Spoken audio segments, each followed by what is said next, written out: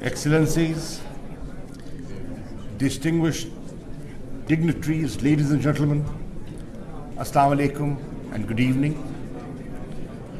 We are gathered here today to salute the courage and the resilience of the people of Indian occupied Jammu and Kashmir, to pay homage to their sacrifices and to join our voice with others to share their grief, to listen their sorrows. We are privileged to have with us members of the Pakistani Senate Committee on Foreign Affairs, representing the spectrum of political opinion in our upper house of Parliament. The people of occupied Jammu and Kashmir continue to bear with great fortitude untold adversities unleashed by a ruthless and merciless oppressor. A picture, it is said, is worth 1,000 words. You have before you the vivid saga of Indian occupation, the abuse it has entailed, the crimes it has committed, the costs it has brought to bear upon a helpless and helpless population. Kashmiris in Indian occupied Jammu and Kashmir are being brutally and systematically murdered, maimed and raped for the simple crime of demanding their right of self-determination. A right inherent to all mankind as an inalienable and sacrosanct as life itself. A right that has been committed by the international community and by India itself. But India has no intention of honoring its commitments. As the international community stands idly by, India has drawn upon the occupied territories a heavy and opaque iron curtain. Behind the iron curtain, oppression of every conceivable nature goes unabated, unquestioned, and unaccounted. By the reckoning of the Indian state, every civilian in Indian occupied Kashmir is a terrorist. And the cheapest commodity there is life of a Kashmiri. Brutal crackdowns, curfews, detentions, massacres, target killings, sieges, burn downs, torture, disappearances, rapes, molestations and fake encounters have not extinguished the flame of freedom, only fueled it further. In 3 decades of the latest uprising, conservative estimates put 100,000 martyred, 145,000 arrested, 23,000 women widowed,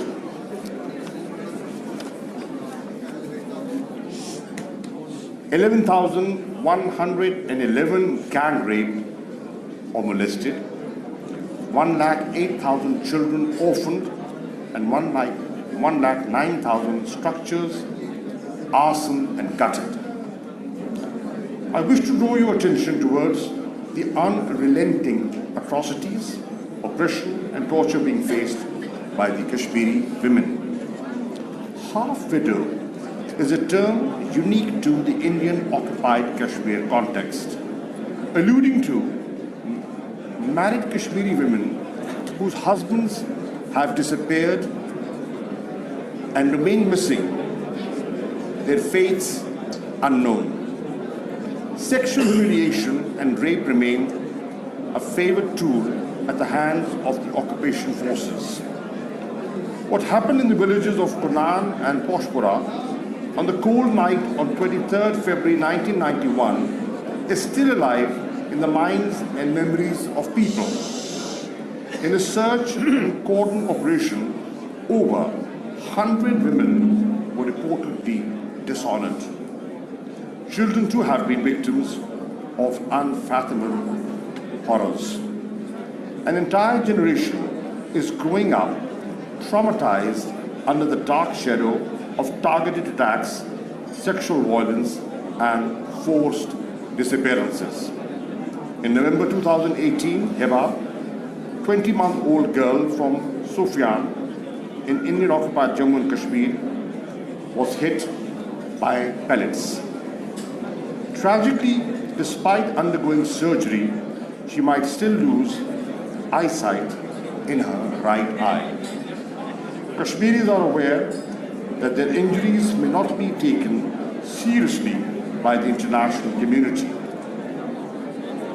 The rampant use of pellet guns has destroyed the lives of several thousand Kashmiris, blinding and mutilating them, taking away their eyesight and livelihood. And who can forget the case of 8-year-old Asfa Bano of Katwa, who was abducted, repeatedly gang raped, and ultimately killed. This, ladies and gentlemen, is the tip of the iceberg. It is hard to imagine the true quantum of atrocities being committed. And yet, justice has been elusive all these years, as the Indian Army has continued to exercise barbarism under the umbrella of impunity afforded by the Armed Forces Special Powers Act. This draconian law calls for investigation only if allowed by the government. To date, not a single conviction for any crime perpetrated by the armed forces in Kashmir has taken place. The deteriorating situation in the Indian-occupied Jammu and Kashmir has made it all the more necessary to establish an independent, impartial, and international investigation to assess the situation in the Indian-occupied Jammu and Kashmir. Pakistan has repeatedly called for an unbiased investigation into the gross human rights violations in Indian-occupied Kashmir. This is consistent with the report of the United Nations Office of the High Commissioner for Human Rights, which confirms the atrocities and calls for the formation of a commission of inquiry to investigate human rights abuses.